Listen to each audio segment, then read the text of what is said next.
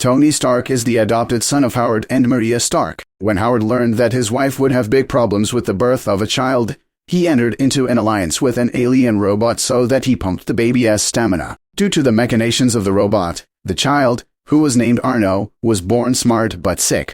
Howard and Maria sent him to the hospital for treatment and adopted Tony, healthy and no less intelligent. Tony turned out to be a real super genius and at the same time a rare gouging. He entered a prestigious educational institution where he met Bruce Banner, and after his adoptive parents died in an accident, Tony inherited their company. During one of his trips to exotic countries, specifically to Afghanistan, Tony stepped on a mine, received a charge of shrapnel, was captured and forced to create weapons of mass destruction. Instead, with the help of Professor Ho Yin-sen, Tony built an intimidating-looking armored suit and escaped captivity with it. The professor did not join him because he sacrificed himself, diverting the terrorists' attention to himself. Returning home, Tony improved the suit and continued to use it, becoming Iron Man.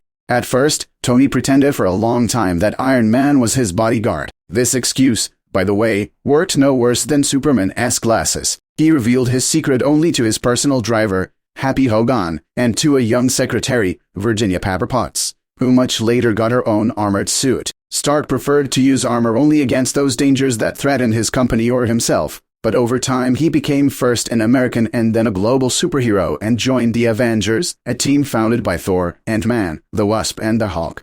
Tony Stark founded the Illuminati team, the strongest smarts heroes, which also included Black Bolt, Professor X, Namor, Doctor Strange and Mr. Fantastic. As a team, the Illuminati didn't really get along because of their different outlooks on life. Stark's original idea was to create a superhero government, a team to which all other superheroes would obey. He saw himself as a leader. The Illuminati disintegrated as quickly as they were created, but repeatedly reunited to solve the most serious problems. Stark's most dangerous enemy was not the Mandarin, or even the Crimson Dynamo, but alcohol, which became his answer to all life's problems. Problems on the personal front, bottle. Financial troubles, a bottle. And what could be more dangerous than an alcoholic in an armored suit stuffed with weapons? Competitors took advantage of this, and when Tony once again went on a drinking binge, the company, several villas, were squeezed out of him by conning, and his accounts were frozen. When Stark sobered up and took back the company, a new problem arose. A bunch of Stark's technology went to criminals. Tony began to destroy the blueprints and armored suits that the enemies had inherited.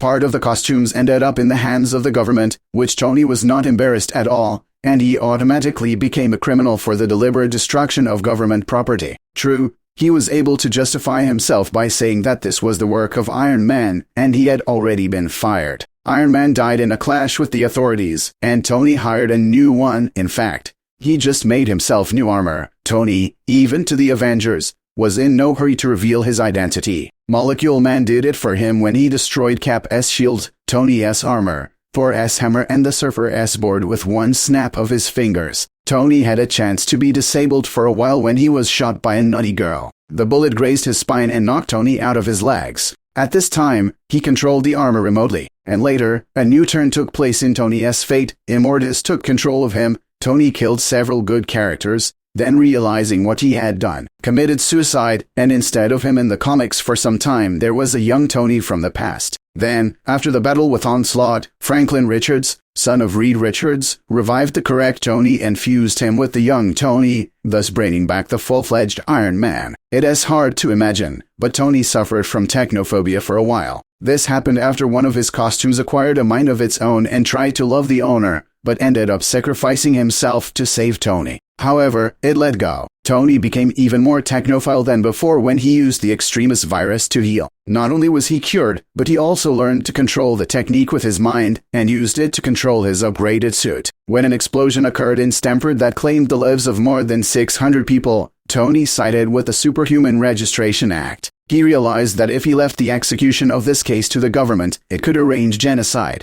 However, it still could not do without bloodshed. Tony got carried away a little. When the Civil War ended, Stark became the head of SHIELD and took advantage of this to prepare for the return of the exiled Hulk to space by the Illuminati. He lost in a personal battle, but subsequently defeated the Hulk with an orbital laser and a gamma radiation pumping device. After the Secret Skrull invasion, the new head of SHIELD D. When the extremis virus in Stark's body began to fail, Tony's mind began to weaken. He was beaten by Norman Osborn and Tony fell into a coma. However, Tony's mind was able to be restarted with the help of Thor's lightning bolts, a couple of devices, a consciousness backup, and Cap's shield. After that, Tony managed to create a new armor in the Dwarven Forge of Nidavellir and went into space with the Guardians of the Galaxy. Traveling through the universe, he met the very robot with which this article began, and found out that he was not Howard Stark's own son.